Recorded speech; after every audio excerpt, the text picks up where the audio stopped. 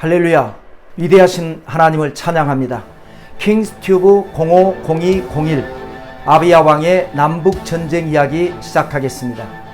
05는 왕들의 리더십 5번째 남왕국 유다 왕들의 이야기죠. 02는 20명 왕들 중에서 2대 임금 아비야 왕에 대한 이야기입니다. 01은 아비야의 2가지 이야기 중에서 첫 번째 전쟁에 관한 이야기가 되겠습니다. 오늘 강의는 050201 남과 북의 전쟁입니다. 첫째, 전쟁 발발입니다. 르호보암과 여로보암 사이에 항상 전쟁이 있으니라. 아버지 르호보암 때도 전쟁은 있었습니다. 성경은 기록이 없습니다. 그런데 이 아비야 때의 첫 기록이 나옵니다. 아버지 르호보암은 왕국이 처음 분열이 되었을 때 18만 병력을 일으켜서 반란군을 진압하려고 했었습니다. 그때 선지자 스마야가 지파 분열도 하나님의 섭리가 있었다. 그러므로 형제 간에 서로 전쟁하지 말고 돌이키라. 그때 르호보암은 순종했었죠. 그 결과 북쪽에서 적지 않은 사람들이 남쪽으로 기수 내려왔습니다. 그래서 심각했던 남북 불균형이 어느 정도 완화가 됐었던 사건이 있었습니다. 이것이 아마 남북 갈등의 원인이 되었었을 것입니다. 남왕국은 계속해서 북왕국 백성들을 귀순을 유도하고 북왕국은 차단하고, 그러다 보니까 갈등이 생기고 때로는 충돌이 생기고 그것은 전쟁이 될 수밖에 없었습니다. 자, 아비야는 싸움에 용감한 군사 40만 명을 택하여 싸움을 준비하였고, 여로보암은 큰 용사 80만 명을 택하여 그와 대전한지라. 남왕국이 40만, 북왕국이 80만입니다. 숫자상으로 2배 차이. 남쪽이 훨씬 불리합니다. 그러나 남왕국은 상승세를 탄 40만이고 북왕국은 하락세로 위축된 80만입니다. 처음에 왕국이 분열되었을 때 남왕국은 18만밖에 되지 않았었습니다. 그런데 꾸준히 귀순 내려온 사람들 덕분에 2배 이상 늘어난 40만이 된 것입니다. 자, 어느 쪽이 먼저 공격했을까요? 아비야가 에브라임 산 중 스마라임 산 위에 서서 이르되 여로보암과 이스라엘 무리들아 다 들으라. 자, 스마라임 산에서 전쟁이 일어났습니다. 스마라임 산은 북이스라엘 영토입니다. 그러므로 남왕국이 북이스라엘에 쳐 들어간 것입니다. 두 번째, 아비야의 심리전을 살펴보겠습니다. 서로 마주보고 대치한 남과 북. 그런데 이 격전이 일어나기 전에 남왕국 유다의 아비야 왕이 북쪽을 향해서 장황한 연설을 합니다. 이는 북측 병사들의 마음을 약하게 하는 심리전이었습니다. 아비야의 연설을 한 3가지로 정리를 해보면, 하나는 남왕국에 하나님의 정통성이 있다는 것입니다. 이스라엘의 하나님 야훼께서 소금 언약으로 이스라엘 나라를 영원히 다윗과 그의 자손에게 주신 것을 너희가 알 것 아니냐? 자, 소금 언약이라고 하는 것은 하나님의 언약의 불변성을 의미합니다. 창세기 49장에서 야곱은 임종할 때에 하나님의 영감을 받아서 12아들 중에서 4째 아들 유다의 혈통에서 왕이 나올 것이다 예언을 했었죠. 규가 유다를 떠나지 아니하며 통치자의 지팡이가 그 발 사이에서 떠나지 아니하시기를 실로가 오시기까지 이르리니 그에게 모든 백성이 복종하리로다. 규는 통치자의 지팡이, 즉 임금을 상징하는 물건입니다. 규와 통치자의 지팡이가 4째 유다를 떠나지 않을 것이고 모든 백성이 그 통치에 복종할 것이다. 이 예언이었죠. 또 하나님은 다윗 왕에게 다음과 같이 약속하신 바가 있습니다. 내 소환이 차서 내 조상들과 함께 누울 때에 내가 내 몸에서 날 내 씨를 내 뒤에 세워 그의 나라를 견고하게 하리라. 이것이 바로 하나님의 소금 언약이었습니다.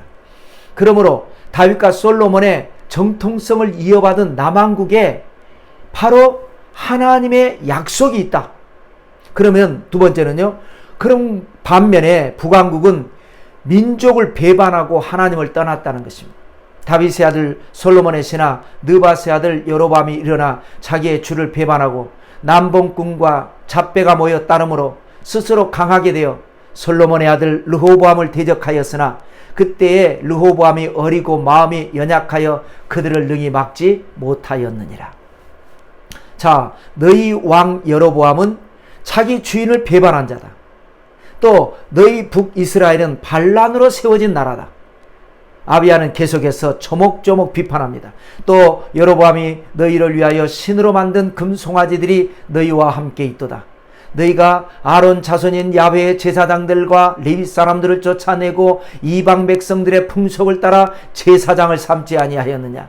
누구를 막론하고 어린 숫송아지 한 마리와 순양 7마리를 끌고 와서 장립을 받고자 하는 자마다 허무한 신들의 제사장이 될 수 있도다. 왕국이 분열된 이후에 북왕국에서 여로보암은 금송아지 제단을 베델과 단에 세웠었죠. 이를 반대하는 제사장들을 해임시켜버렸습니다. 그리고 어용 제사장들을 세운 것을 지적한 것입니다. 듣고 있던 북왕국 병사들의 마음이 찔릴 수밖에 없었습니다. 또 세 번째는 이번 전쟁은 하나님을 대적하는 것이다. 자, 남왕국이 북왕국을 공격하는 것은 정의 실현이다. 그런데 북왕국이 남왕국을 공격하는 것은 하나님을 대적하는 것이다. 하나님이 우리와 함께하사 우리의 머리가 되시고 그의 제사장들도 우리와 함께하여 전쟁의 나팔을 불어 너희를 공격하느니라. 이스라엘 자손들아, 너희 조상들의 하나님 야훼와 싸우지 말라. 너희가 형통하지 못하리라. 이 말이 치명타가 되었을 것입니다. 싸우기도 전에 북왕국 병사들의 마음은 한없이 약해지고 무너져 버렸습니다. 세 번째, 여로보암의 복병전입니다. 북왕국의 여로보암은 아비야의 연설을 방해하거나 자기 병사들로 하여금 연설을 듣지 못하게 했어야 했습니다. 그런데 여로보암은 오히려 연설이 계속되도록 유도했습니다. 왜냐하면 아비야가 연설을 하느라고 집중하는 동안에 자신의 특수부대를 연설하고 있는 아비야 뒤쪽에 접근시키고 있었기 때문입니다. 자신의 계산대로라면 아비야는 연설 도중 혹은 연설이 마치자마자 비명을 지르면서 마상에서 떨어질 것이고, 그러면 병력이 절반밖에 되지 않은 남왕국을 쳐서 전쟁을 승리로 이끌고 남왕국을 자신이 흡수를 해서 과거 다윗과 솔로몬의 황금시대를 이룰 것이다. 이런 계산이었습니다. 여로보암이 유다의 뒤를 둘러 복병하였으므로 그 앞에는 이스라엘 사람들이 있고 그 뒤에는 복병이 있는지라. 이것이 바로 여로보암 왕의 복병 전략입니다. 그러나 이 계획은 그의 뜻대로 이루어지지 않습니다. 왜냐하면 아비야의 연설을 들은 자기 병사들에게 집단 무기력증 현상이 나타났기 때문입니다. 다시 말해서 기가 막힌 복병 전략이 하나님을 앞세운 심리전 앞에 참담하게 무너져버리고 만 것입니다. 유다 사람이 뒤를 돌아보고 자기 앞뒤에 적병으로 말미암아 야훼께 부르짖고 제사장들은 나팔을 부니라.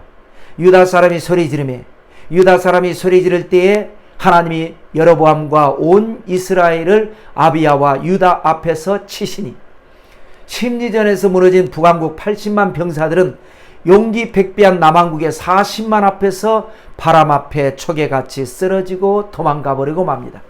아비야와 그의 백성이 크게 무찌르니 이스라엘이 택한 병사들이 죽임을 당하고 엎드러진 자들이 50만 명이었더라. 엄청난 사상자입니다. 50만 명이 넘어져 버렸습니다.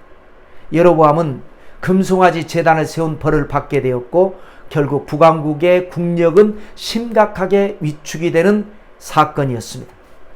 아비야 때에 여로보암이 다시 강성하지 못하고 야훼의 치심을 입어 죽었고, 아비야는 점점 강성하며 아내 14을 거느려 아들 22과 딸 16을 낳았더라. 할렐루야.